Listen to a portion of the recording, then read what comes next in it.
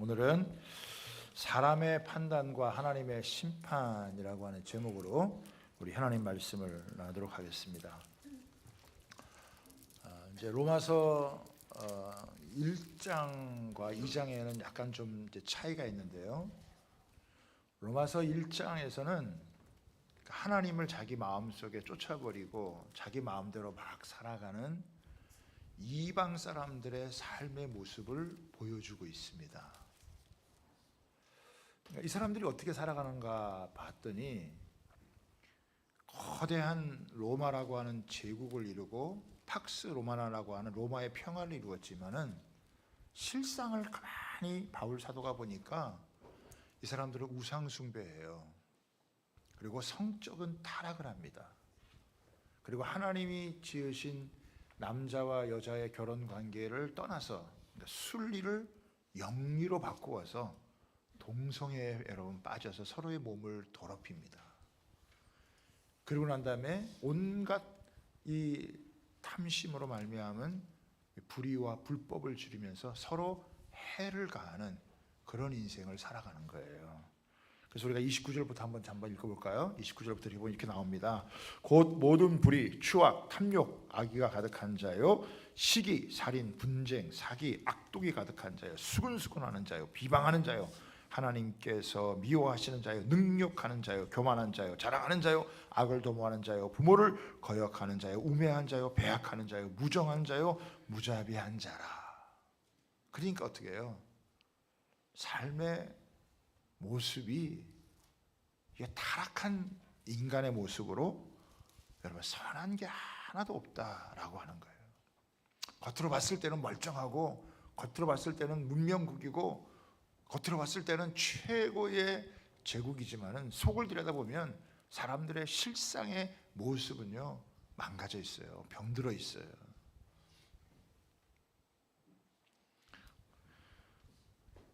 바울 사도가 결론을 내려요. 이렇게 하나님 없이 이방인들이 이렇게 막 살아가는 이 사람들의 결론의 모습이 32절입니다. 그들이 이 같은 일을 행하는 자는 사형에 해당한다고 하나님께서 정하심을 알고도 자기들만 행할 뿐 아니라 또한 그런 일을 행하는 자들을 옳다 하느니라. 그러니까 자기들도 이런 죄를 지으면 야 이게 천벌받을 일이지 이거 알아요. 그런데도 그걸 행하는 거예요. 그리고 자기만 행하지 않아요. 다른 사람들도 그 죄에 빠지게 같이 만들어서 시스템을 만들어가지고 이런 죄에 빠지게 된다라고 하는 것입니다. 여러분 이런 이야기를 이렇게 유대인들이 딱 들으면은 야 그래 지당한 말씀입니다. 이방인들은 하나님 없이 살아가기 때문에 이렇게 정죄받는 게 마땅합니다 라고 이렇게 여러분 얘기를 할 수밖에 없을 거예요. 그런데 바울 사도는 이렇게 얘기를 하다가 갑자기 이 논지의 대상을 바꾸어서 유대인들에게 여러분 이 포커스를 여러분 향합니다.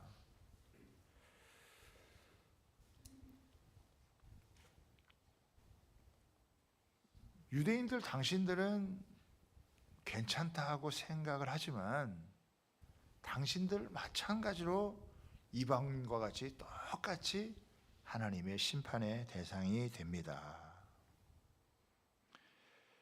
여러분 로마서 2장에 등장하는 이 유대인들 또 종교인들이라고 할 수 있죠. 이 사람들은 나름대로 우리는 선하다. 그래서 우리는 다른 사람들보다 도덕적으로 윤리적으로 우리는 그렇게 살았다. 이렇게 생각을 하고 있어요. 그래서 다른 사람들은 다 이렇게 죄인이라고 해도 우리가 무슨 죄인이냐. 우리는 하나님의 말씀을 갖고 있고 우리는 그래도 이방인들하고 이렇게 달리 막 살지 않고 우리는 그래도 도덕적으로 윤리적으로 그래도 깨끗하게 남들보다는 조금 선하게 살고 있다. 다른 사람 다 죄인이라고 해도 나는 그런 사람이 아니야. 이렇게 여러분 이야기를 하는 사람들입니다. 이들에 대해서 바울 사도가 이제 오늘 이 2장에서 여러분 말씀을 전하는 거예요.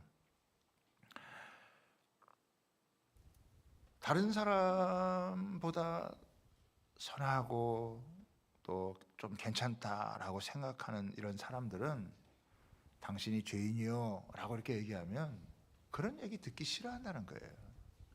내가 무슨 죄인이에요? 내가 뭘 이렇게 얼마나 잘못했다고.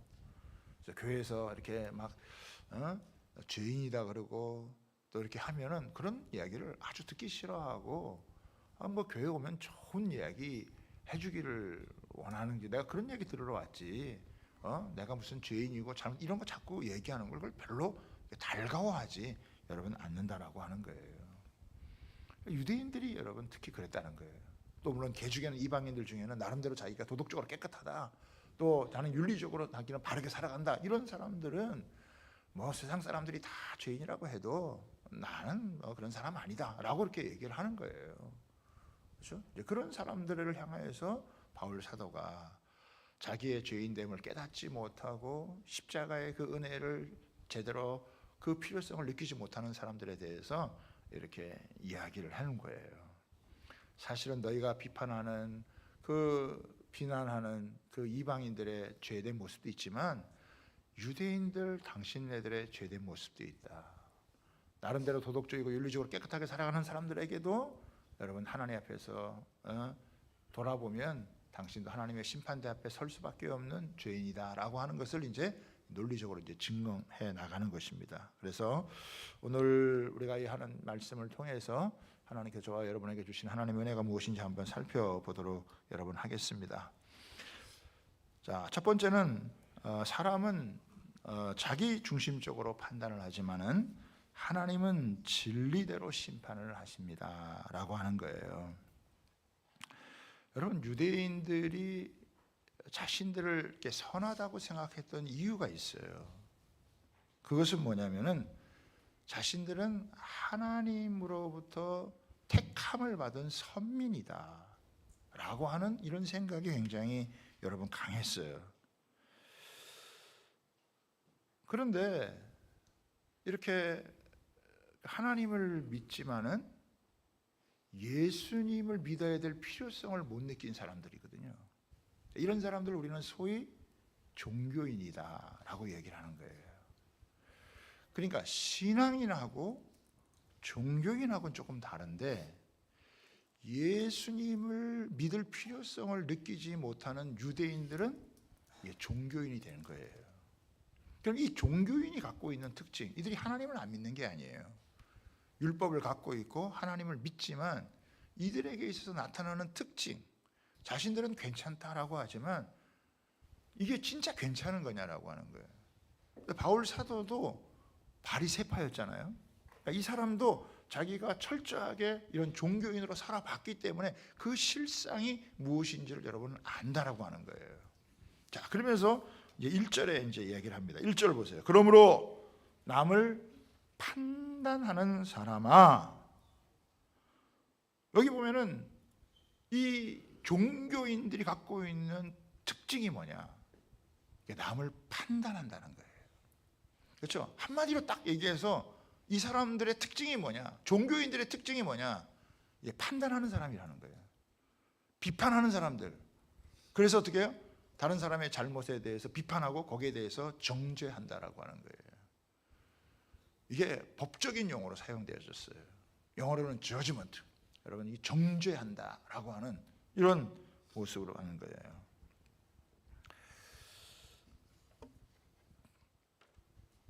하나님을 모르고 죄를 짓는 사람들의 죄도 잘못된 것이지만은 하나님을 안다고 하는 사람들이 갖게 되어지는 죄가 무엇이냐면 다른 사람들을 쉽게 자기중심적으로 비판하고 정죄하는 거다라고 하는 거예요. 다른 사람을 좀 이렇게 긍휼히 여기고 좀 불쌍히 여기고 안타깝게 여기고 왜 저렇게 되어졌을까, 그런 생각하기보다는 저 인간은 죄인이야, 저건 잘못됐어, 그리고 탁 칼날처럼 여러분 친다라고 하는 것입니다. 비판하는 걸 좋아하는 거예요.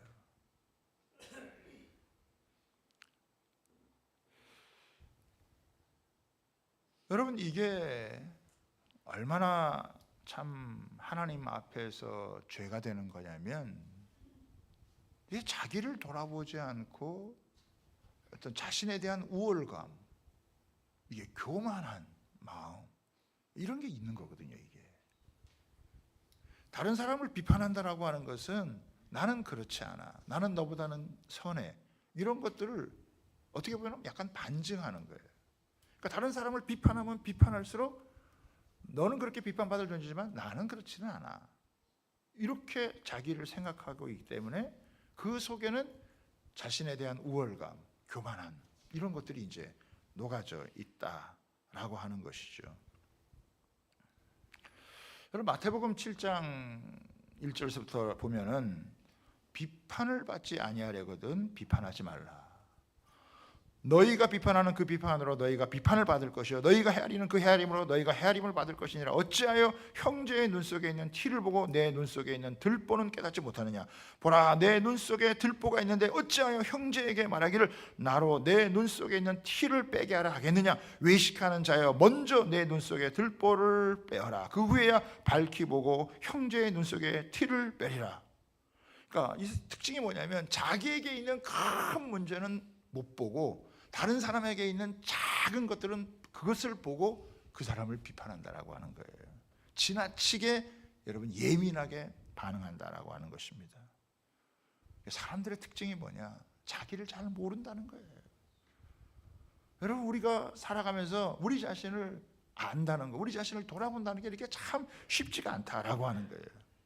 자기에 대해서는 너무 관대한데 다른 사람에 대해서는요 너무 까칠하게, 너무 모질게 대한다라고 하는 것입니다. 이 바리새인들이 어떻게 사람을 대하냐면요, 마가복음 2장 16절에 보면은 바리새인의 서기관들이 예수께서 죄인 및 세리들과 함께 잡수시는 것을 보고 그의 제자들에게 이르되 어찌하여 세리 및 죄인들과 함께 먹는가? 예수님이 세리하고 죄인들과 같이 이렇게 식사를 하고 그러니까 도대체 예수는 왜 이 세리하고 죄인들하고 이렇게 질이 안 좋은 사람들하고 어울리냐, 이렇게 예수님을 향해서 얘기를 하는 거예요. 누가복음 11장 18절에도 보면 뭐라고 나오냐면 바리새인은 서서 따로 기도하여 이르되 하나님이여, 나는 다른 사람들 곧 토색, 불의, 간음하는 자들과 같이 아니하고 이 세리하되 같이 아니함을 감사하나이다. 우리는 저런 인간들하고 저런 세리나 죄인들하고 우리는 종자가 다르다, 그렇게 생각을 하는 거예요. 여러분 이게 복음이 없으면 어떻게 되어지느냐? 사람의 마음이 너그럽지 못한 거예요. 다른 사람을 품어주거나 다른 사람을 이해하거나 다른 사람을 용납하는 그런 마음이 안 생기는 거예요. 왜 예수는 저런 죄인과 세리들과 어울리냐? 나는 저런 인간들과 같지 않고 나는 그래도 이렇게 깨끗하게 살기 위해서 나는 감사하다, 하나님 앞에 기도드릴 때도 이렇게 한다라고 하는 거예요. 여러분 연약하고 부족한 사람이 있으면 저 사람 왜 저렇게 됐을까? 왜 저 사람이 저런 사정 가운데 살까? 좀 안타까워하는 마음을 가지고 좀 긍휼의 마음을 가지고 아버지의 마음을 가지고 좀 이해해 주면 좋겠는데 이해하기는 커녕 율법의 잣대를 탁 여러분 들이대면서 너 그렇게 사는 건 그건 잘못 사는 거야, 너는 죄인이야라고 하면서 여러분 막 쏟아붓는 것입니다. 그러니까 다른 사람의 잘못이나 연약함에 대해서는 굉장히 민감하고 자기가 잘못한 것에 대해서는 별 대수롭게 생각하지 않는다. 여러분 우리 사회에서 한참 대두되는 말이 있죠. 여러분 내로남불이라는 말입니다. 내가 하면 로맨스고 다른 사람이 하면은 불륜이다라고 하는 거예요. 어떤 사람이 쓴 글인데 여러분 한번 들어보시기 바랍니다. 남이 잘못을 지적하면 비판적인 것이고 내가 잘못을 지적하면 예리한 것이다. 남이 온순하면 나약한 것이고 내가 온순한 것은 우아한 것이다.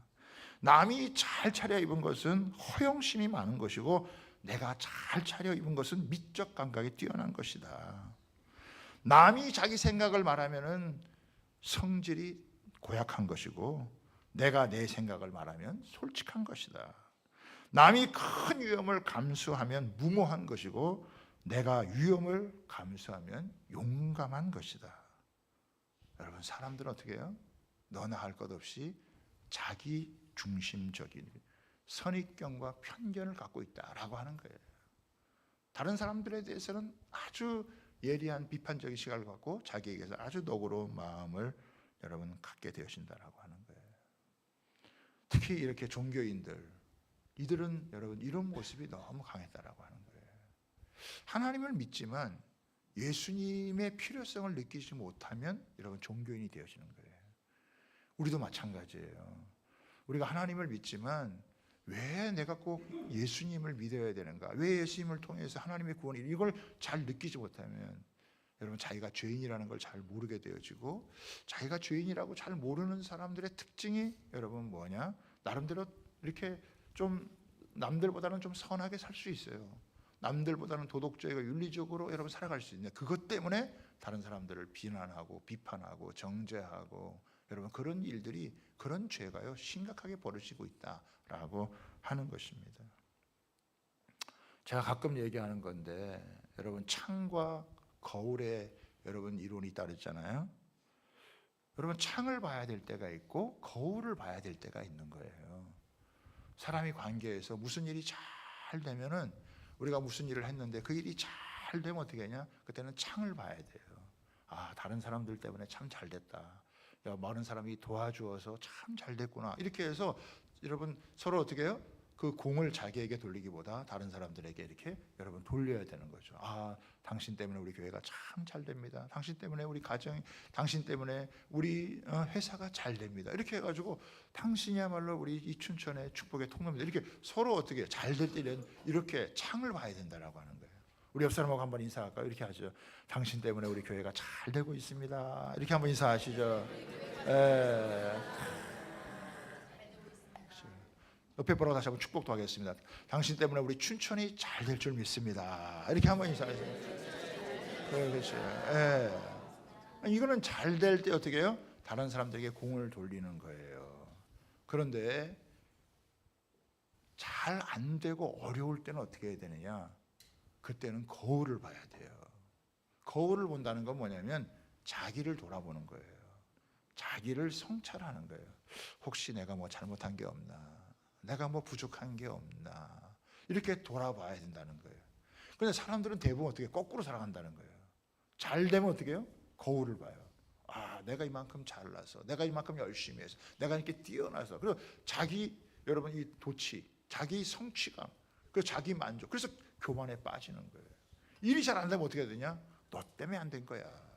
네가 그렇게 하니까 이게 안 되는 거야. 그러면서 어떻게 사람 책임을 다른 사람에게 돌리는 거예요. 그러니까 이게 창을 봐야 될 때 거울을 본다든지, 거울을 볼 때 여러분 창을 봐야 되는지, 이러면 문제가 여러분 생기는 거란 말이에요. 그런데 이 유대인들의 특징이 여러분 뭐였냐면은, 이렇게 창을 봐야 될 때 거울을 보고, 거울을 봐야 될 때 창을 보는, 이게 종교인이 하는 모습이란 말이죠. 자기는 율법을 지키고 나는 이렇게 살고 나는 이렇게 다 잘했고 잘못된 건 다 너희들 탓이야, 이렇게 여러분 생각하고 사람들을 비난하는 이런 모습으로 여러분 빠지게 되어지는 거죠. 이 교만한 마음이, 이게 쉽게 사람들을 정죄하고 사람들을 판단하게 하는 그런 모습이다. 그러니까 굉장히 주관적이고 자기 중심적인 이런 모습으로다가 사람들을 판단하고 사람들을 여러분 정죄하는 거예요.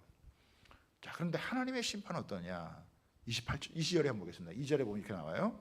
이런 일을 행하는 자에게 하나님의 심판이 진리대로, 여러분 하나님은 진리대로 심판하시는 거예요.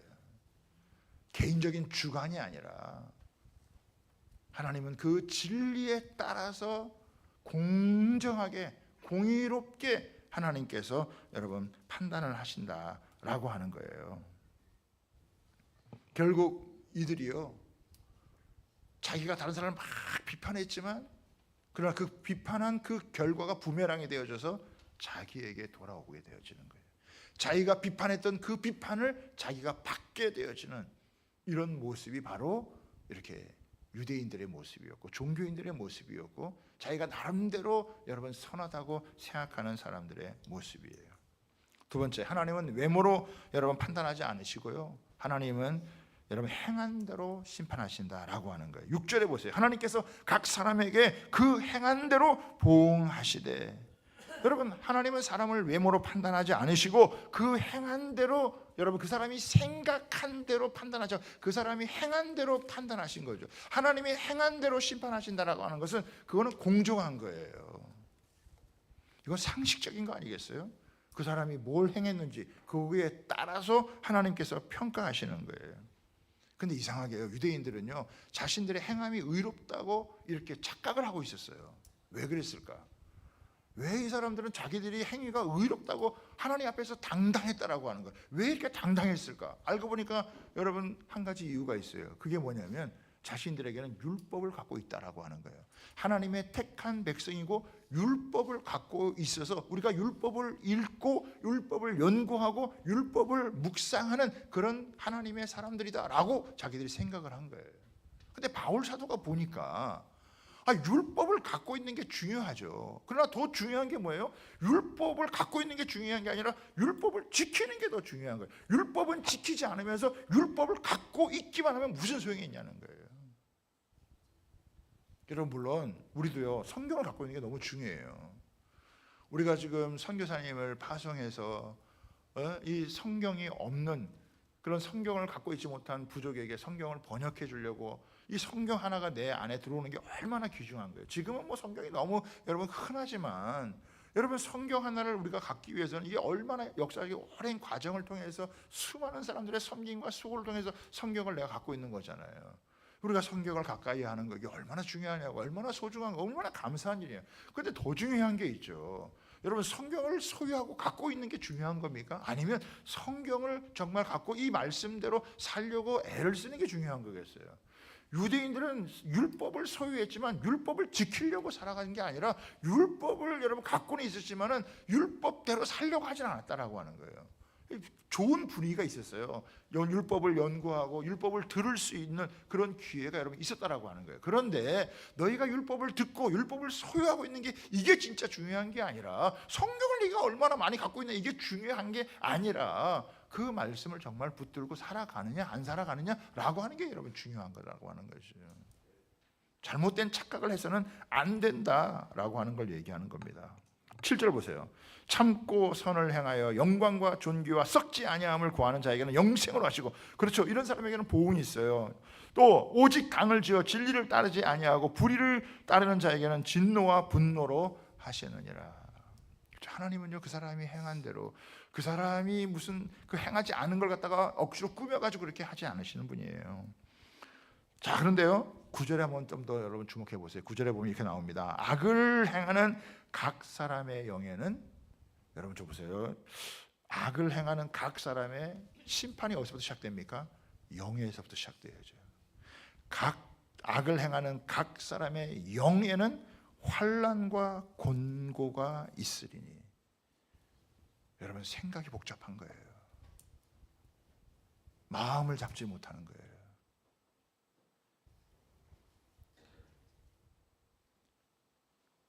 여러분, 악을 행하는 각 사람의 영에 환난과 곤고가 있어서, 먼저는 유대인이고, 이거 유대인이나 헬라인이 똑같다고 하는 거예요. 10절, 선을 행하는 각 사람에게는 영광과 존귀와 평강이 있으리. 어디서부터 시작됩니까? 그 사람의 마음의 심령에서부터 임하는 거예요. 하나님의 진노와 하나님의 심판이 어디서부터 있느냐? 그 사람의 마음서부터 있는 거예요. 그 사람의 영혼에서부터 임하는 거예요.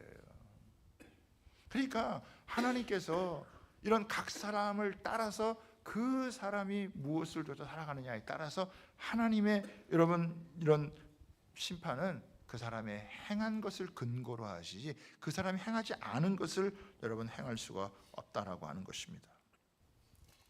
유대인들은 율법을 갖고 있는 특권이 있었지만 어떻게 해요? 그 율법을 지키는 데 있어서 그들이 사실은 제대로 지키지 않았다. 그러면서도 불구하고 잘못된 이런 우월감, 잘못된 교만한 마음을 여러분 가질 수 있었다라고 하는 것입니다. 여러분, 요한계시록 20장 12절에 보면 이런 말씀이 나와요. 또 내가 보니 죽은 자들이 큰 자나 작은 자나 그 보좌 앞에 서 있는데 책들이 펴 있고 또 다른 책이 펴졌으니 곧 생명책이라. 죽은 자들이 자기 행위를 따라 책들에 기록된 대로 심판을 받느니라. 하나님에게는 책이 있어요. 사람들이 행한 그 모든 것을 어떻게 해요? 하나님이 기록을 해놓는 거예요. 하나님이 다 기록을 해놓고 거기에 따라서 하나님이 여러분 판단하시는 거예요. 사람들은 외모를 보지만 하나님은 그 속에 동기가 무엇이냐, 여러분 그 속에 감춰진 의도가 무엇이냐, 그런 것까지 하나님이 다 속속들이 파악을 하신다라고 하는 것입니다. 그러니까 이게 유대인이나 이방인이나 다 똑같아요. 이런 기준을 놓고 보면 이방인들이 죄인이라고 하지만 유대인들도 자기들이 죄 없다라고 말할 수가 없다라고 하는 것입니다. 자, 세 번째는요. 사람은 겉을 보고 판단하지만 하나님은 은밀한 것까지 심판하신다라고 하는 것입니다. 여러분, 율법을 갖고 있는 유대인에게는요, 율법을 따라서 하나님이 판단하세요. 그러나 율법을 갖고 있지 않은 이방인들에게는 어떻게 해요? 자기 양심이 율법이 돼서 양심을 따라서 하나님께서 판단하시게 된다는 거예요. 그런데 여기 중요한 게 뭐냐면 16절에 보면 보세요. 곧 나의 복음에 이른 바와 같이 하나님이 예수 그리스도로 말미암아 사람들의 은밀한 것을 심판하시는 거예요. 뭐 한다고요? 하나님의 은밀한 것을 판단한다는 거예요. 이 은밀한 건 뭐냐? 비밀이거든요. 다른 사람은 몰라요. 자기만 아는 게 있어요. 하나님 그런 거 다 들춰낸다라고 하는 거예요. 여러분, 다른 사람들에게 감출 수 있죠. 심지어는 남편이 아내에게 감출 수도 있고, 아내가 남편에게 감출 수도 있고, 부모가 자식이 부모에게 감출 수도 있어요. 다 감추고, 적당히 감추고 적당히 드러내지 않고, 여러분 이렇게 얼마든지 그렇게 살아갈 수 있죠. 그런데 하나님은 마지막 때 어떻게 해요? 그 은밀한 것을 어떻게 해요? 다 드러내신다는 거예요. 여러분 생각해 보세요. 하나님은 진리대로 심판하시고, 하나님은 행위대로 심판하시고, 하나님은 은밀한 것을 감추어내서 여러분 심판하신다는 거예요. 여러분, 완전하신 하나님 앞에 나는 괜찮소라고 얘기할 수 있는 사람이 누구겠냐라고 하는 거예요.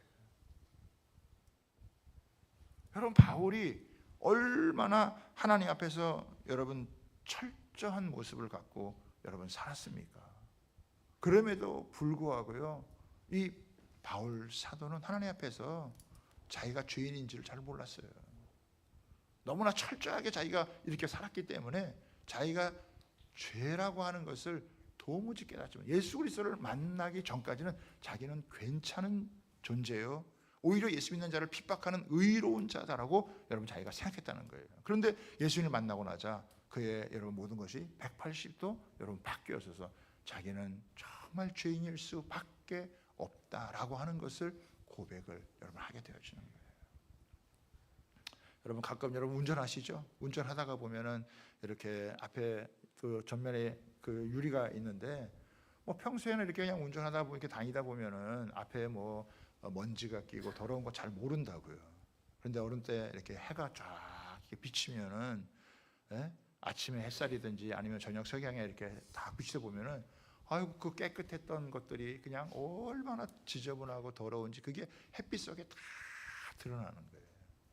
적당히 그냥 어둠 속에 있을 때는 나는 뭐 별 문제가 없고, 나는 뭐 깨끗하고, 나는 그래도 뭐 남들보다는 선하고, 내가 무슨 내가 탈세를 하냐, 내가 무슨 동성애를 하냐, 내가 무슨 성적인 내가 타락을 했느냐, 내가 무슨 불의를 했느냐, 내가 사기를 쳤느냐, 나는 뭐 그렇게 살진 않는다. 이렇게 하면 뭐 어느 정도 여러분 자신이 괜찮은 사는 것처럼 보이죠.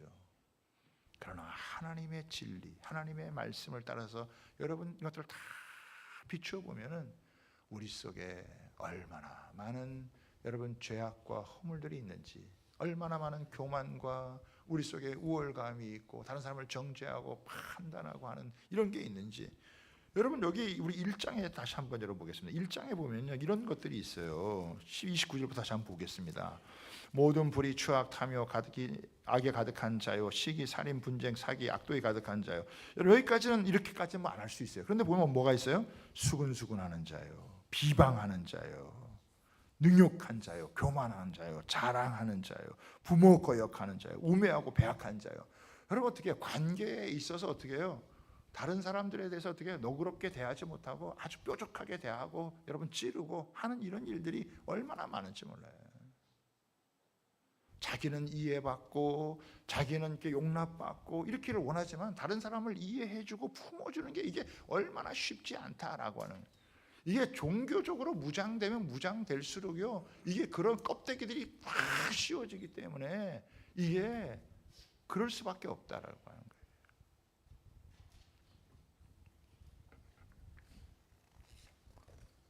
바울의 고백을 한번 들어볼까요? 디모데전서 1장 13절 15절인데요. 디모데전서 1장 13절 15절 한번 띄워줘 보시기 바랍니다. 바울이 뭐라고 고백하느냐 보세요. 내가 전에는 무슨 자라고요? 비방자. 이게 유대인의 특징이에요. 바리새인의 특징이에요. 내가 전에는 뭐였다고요? 비방자였다는 거예요. 다른 사람을 쉽게 판단하고 정죄하고 여러분 뭐라 그러는 이런 사람이었다라고 하는 거예요. 또 뭐라고 얘기합니까? 박해자요. 여러분 왜 하필이면 예수 믿는 사람을 이렇게 박해할까요? 다른 종교는 왜 내버려 두는데 왜 유독 여러분 기독교만은 이렇게 예수 믿는 사람들 내에서는 이렇게 괴롭힐까요? 박행자요. 또 뭐예요? 폭행자였다. 그러니까 자기의 과거에 정말 열심히 있는 바리새인의 종교인의 모습이 뭐냐? 비방자, 박해자, 폭행자였다는 거예요. 그런데 어떻게 됐습니까? 도리어 긍휼을 입은 것은 내가 이렇게 참 악한 자였는데 나는 의롭다고 생각했지만 내가 지금 돌아보니 너무 이렇게 악한 자였는데 도리어 긍휼을 입은 것은 내가 믿지 아니할 때에 알지 못하고 행하였음이니라.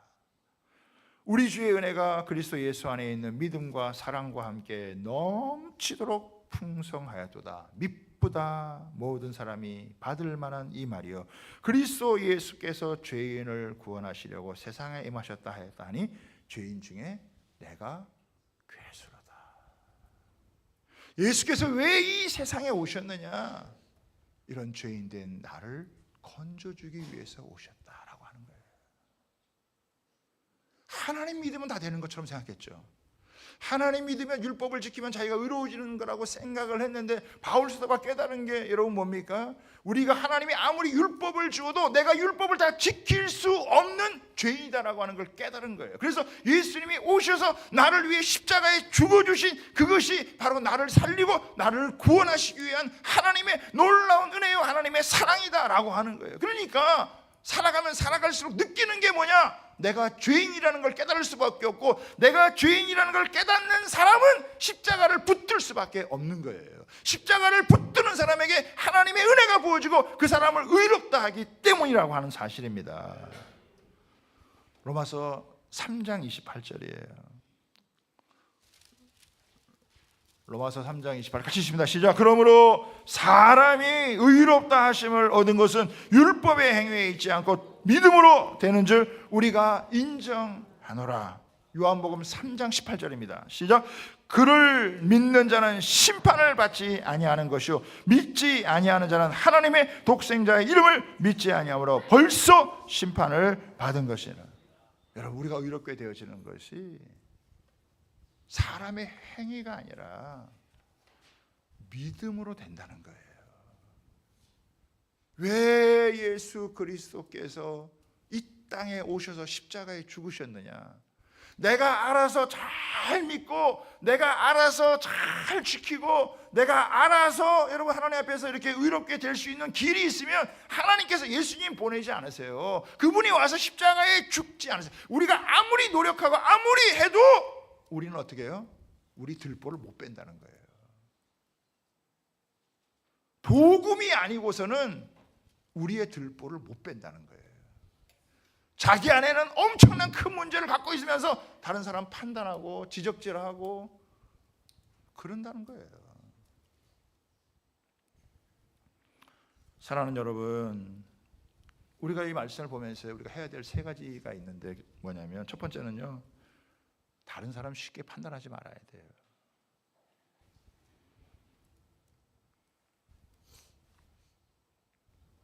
나랑 다를 수 있어요. 우리랑 생각이 다르고 우리가 입장이 다를 수 있지만 그렇다고 그 사람들 쉽게 여러분 판단해서는 안 돼요. 여러분 결혼 생활이라는 게 뭘까요? 끊임없이 용서와 용납을 배워가는 거예요. 보면은 처음에는 콩깍지가 씌워져 가지고 서로 사랑할 것처럼 보이지만 조금만 살아보세요. 얼마나 이기적인 사랑으로 변질되어지는지. 그래서 자기 마음에 안 들면 그렇게 사랑했던 사이도 서로 미워하고 싫어하고 각방 쓰고 하는 이런 일도 얼마든지 여러분 벌어질 수 있는 거예요. 우리가 복음을 알면 어떻게 합니까? 주님이 나를 용납해 준 것 때문에, 주님이 나를 용서해 준 것, 나도 죄인인데 내가 용서받았던 것처럼 자꾸 용서하는 걸 배우는 거예요. 용납하는 것을 여러분 배우는 거예요. 우리가 오랫동안 신앙생활하면요, 우리가 괜찮은 사람인 걸로 착각을 해요. 자칫하면 어떻게 해요? 내가 복음이 나에게 충만해져야 되는데 복음이 충만해지는 게 아니라 이 종교 생활에 이게 익숙해지게 되어지면 교회는 오래 다녀가지고 남 판단하는 거, 여러분 남 이렇게 하는 거, 그런 것만 이렇게 늘어나는 사람이 될 수가 있다라고 하는 거예요. 여러분 교회 오래 다닐수록 우리가 조심해야 되는 거예요. 교회 오래 다닐수록 여러분 복음에서 이것을 떠나게 되어지면, 복음을 여러분 제대로 내 마음속에 여러분 갖지 못하면요, 우리가요 이상한 종교인이 돼가지고 여러분 비판하고 비난하는 그런 사람이 되기가 쉽다라고 하는 거예요. 자기 입장에서 항상 다른 사람 판단하는, 이럴 수 있는 게 여러분 우리라고 하는 거예요. 복음이 우리한테 여러분 이렇게 주시는 은혜가 뭐냐? 저 사람도 잘못이지만 나는 더 큰 잘못이 있을 수 있다. 그래서 여러분 그 사람에 대해서 이렇게 판단하고 해도 그 이상을 넘어가지 않는 거예요. 과도하게 넘어가지 않는 거예요. 다른 사람이 잘못하는 걸 보고서도 이런 건 내가 조심해야 되겠다. 그래서 자기를 여러분 돌아보는 거예요.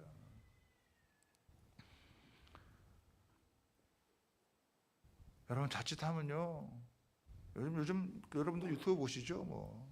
한국교회 다 썩었어. 한국교회 무슨 소망이 없어. 자기는 한국도 아무것도 없는데 교회 하나 세우기 위해서 새벽 기도를 해봤어. 11조를 제대로 들어봤어. 건축금을 들여봤어. 한 것도 없으면서 한국교회가 썩었고 많고 이러고 막 떠드는 사람들 많아요. 웃기는 사람들 아닙니까? 당신이 그걸 위해서 얼마나 애써보고 얼마나 가슴 아파봤어요.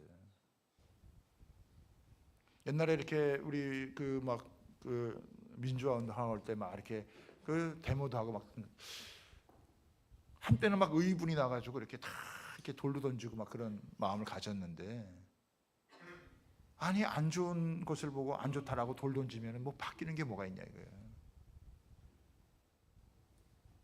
나쁜 걸 나쁘다고 여러분 돌 던지면 변화가 일어나지 않아요.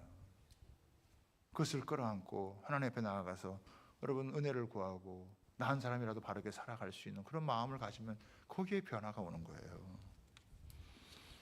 여러분 다른 사람 쉽게 판단하지 말고요, 우리 자신을 여러분 돌아봐야 돼요.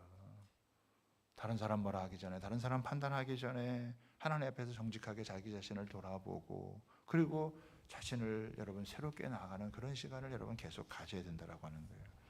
그리고 마지막입니다. 뭐냐면 회개의 자리에 가야 된다는 것입니다. 여러분 한번 성경을 다시 한번 보겠습니다. 4절 보겠습니다. 4절. 혹 내가 하나님의 인자하심이 너를 인도하여 회개하게 하심을 알지 못하여 그의 인자하심과 용납하심과 길이 참으심을 풍성함을 멸시하느냐. 유대인들이 이렇게 해도요, 하나님께서 이렇게 금방 심판 내리지 않으셨어요. 하나님께서 오랫동안 참으셨어요. 왜 하나님께서 오래 참아주셨느냐? 돌아오라고, 회개하고 돌아오라고 하나님이 기다려 주신 거예요. 당장이라도 심판을 내릴 수 있지만은 하나님이 그렇게 하지 않는 것은 하나님께서 회개의 기회를 여러분 주시는 거예요. 그런데 만약 그런 것을 무시하면 어떻게 됩니까? 하나님의 진노를 오히려 쌓는 것이 되어지는 거예요. 베드로 후서 3장 9절에 보면 이런 말씀이 나와요. 주의 약속은 어떤 이들이 더디다고 생각하는 것 같이 더딘 것이 아니라 오직 주께서는 너희를 대하여 오래 참으사 아무도 멸망하지 아니하고 다 회개하기에 이르기를 원하시느니라. 여러분 자기를 비판하면요 자기 학대에 빠져요. 그러나 회개하는 사람은요 자기를 새롭게 하게 되시는 거예요. 아무리 많은 잘못과 허물이 있어도 하나님 앞에 나와서 여러분 회개하고 돌이키면 어떻게 해요? 그것이 자기의 삶을, 자기를 새롭게 하는 길인 거예요. 우리가 한 주간 살아갈 때도요, 조금만 신경을 덜 쓰면 그냥 하다 보면 그냥 누구를 험담하게 되어지고 수근수근거리게 되어지고 또 의도적으로 다른 사람들을 여러분들 공격하게 되어지고 이런 일들이 얼마나. 아니 예수를 믿고 있어도 돌아보면요, 하나님 앞에서 그냥 뭐 아무 생각 없이 살면은 뭐 자기가 한 주간 평안하게 산 것처럼 보이지만은 여러분 하나님 앞에서 조금 더 깨어 정신을 차리고 살아가다 보면은 이런 것도 이렇게 살면 안 되는 건데, 이렇게 말하면 안 되는 건데, 이런 일들이 얼마나 여러분 많은지 몰라요. 그럴 때마다 회개하라. 그럼 어떻게 해요? 회개하라. 천국에 여러분 회개하는 길은요, 우리가 하나님께서 우리에게 허락하신 하나님의 나라, 천국을 우리에서 가까이서 여러분 누릴 수 있는 최고의 여러분 기회예요. 그래서 하나님 앞에 나와서 때를 따라서 하나님, 제가 돌아보니까 제가 잘한 줄 알았는데 이거 제가 잘못한 것 같습니다. 하나님 앞에서 어떻게 그걸 깨달을 수 있고 그걸 회개할 수 있는 건요, 정말 복된 거예요. 여러분 예수를 믿는 게 뭡니까? 자기를 돌아보는 거잖아요. 자기를 성찰하는 거잖아요. 그리고 하나님 앞에서 하나님, 제가 이렇게 살려고 했는데도 잘 안 됐습니다. 용서해 주십시오. 그런 마음을 가지고, 그래서 또 다른 사람이 용서하면 나도 내가 이렇게 믿음으로 사는 게 쉽지 않구나, 저 사람도 쉽지 않았겠구나. 그래서 어떻게 용서하고 용납하고 품어주고 기다려주고 함께 여러분 기다려주는 그런 관계가 되어질 때, 그게 복음 안에서 서로 이해하고 용납하는 사회가 되어지는 거예요. 여러분 하나님 없으니까 어떻게 돼요? 그냥 우상 숭배하고 그냥 성적 타락하고 그냥 서로 그냥 해를 하고 막 사는 세대예요. 하나님을 믿지만 복음이 없으면 어떻게 돼요? 자기가 그냥 자기 의에 똘똘 뭉쳐가지고 다른 사람 정죄하고 판단하고 그냥 다른 사람들 그냥 쉽게 무시하는 그런 사람이 된다는 거예요. 복음이 있어야 어떻게, 예수님 믿어야, 복음을 믿어야 내가 죄인인지 알기에 다른 사람들도 이해하고 용납하고 품어줄 수 있는 여러분 하나님의 사람이 되어지는 거예요. 여러분 우리가 가다가는요, 교회 오래 다니고 신앙생활 오래 하던 사람이 여러분 완전히 이렇게 존경이 돼가지고 다른 사람 쉽게 판단하고 정죄하는 사람이 될 수 있는 거예요. 복음으로 충만해지지 않으면은요, 우리 자신도 여러분 평강을 누리지 못하고 여러분 다른 사람에게도 축복의 통로가 못 되는 거예요. 오히려 다른 사람에게도 걸림이 되어지는 겁니다. 그러나 복음으로만 제대로 서 있으면 하나님이 나를 용서해 준 것처럼 나도 다른 사람들 용납하고 나도 이해하고 품어주고 같이 사랑해주고 우리 어렵지만 같이 믿음을 가지고 살아가 봅시다, 이렇게 하면서 같이 여러분 서가는 거예요. 나 때문에 다른 사람이 편해져야지, 나 때문에 자꾸 다른 사람들이 힘들어하면 그게 잘못 여러분 신앙생활하는 줄 알아야 돼요. 이거 뼛속 깊게 새려야 돼요. 우리가 여러분이 있는 곳에, 우리 성도들이 있는 곳에, 우리가 있는 곳에 다른 사람들도 야 참 좋다, 이래서 참 감사하다, 기쁘다 이래야 되지. 저 사람 옆에 가면 괜히 뭐 한 소리 들을 것 같아, 너무 힘들어, 이러면 안 되잖아요. 그렇죠? 그래서 이게 참 복음으로 우리가 무장되어진다는 거, 복음으로 우리가 세워진다는 게 너무너무 중요한 거구나. 나 자신에게도 하나님께서 말할 수 없는 영혼의 기쁨과 평강을 주지만 다른 사람들과의 관계에서도 여러분 축복의 통로가 되어지는 그런 은혜가 있는 거예요. 근데 돌아보면 이렇게 살아가는 게 왜 이렇게 쉽지 않은지, 왜 이렇게 복음 안에서 살아가는 게 쉽지 않은 것인지 여러분 우리가 생각하게 된다는 거예요. 그런데 지금 이방인들도 죄인이고 유대인들도 죄인이잖아요. 그럼 다 죄 가운데 죽을 수밖에 없잖아요. 하나님이 그렇게 죽을 수밖에 없는 이거를 얘기하는 게 아니에요. 너희들에게 새롭게 살 길이 있다. 그게 바로 복음이다. 내가 복음을 부끄러워하지 아니하노니 이 복음은 모든 믿는 자에게 구원을 주시는 하나님의 능력이다. 여러분 이 복음을 믿으면 우리의 죄악, 우리의 어둠, 우리들의 여러분 잘못 이런 것에서 다시 건져내어져 새로운 삶을 살아갈 수 있는 길이 여러분 열린다는 거예요. 아멘입니까? 복음에는 하나님의 의가 나타나서 여러분 믿음에서 믿음으로 이르게 하나니 기록된 바 오직 의인은 믿음으로 말미암아 살리라 함과 같으니라. 아멘. 그러니까 어떻게 해요? 다시 우리가 그 주님을 믿는 믿음으로 살아가는 거예요. 주님, 나는 실패하고 나는 연약하고 나는 넘어졌어도 언제나 주님 앞에 나오면 주님이 다시 우리를 세워주시고 우리를 회복시켜 주시고 다시 새롭게 만들어 주시고 다시 주의 은혜 가운데 여러분 믿음으로 살아 승리할 수 있도록 만들어 주시는 줄 여러분 믿습니다. 오늘 저와 여러분에게 이런 은혜가 있게 되기를 주님의 이름으로 부탁하고 축복합니다.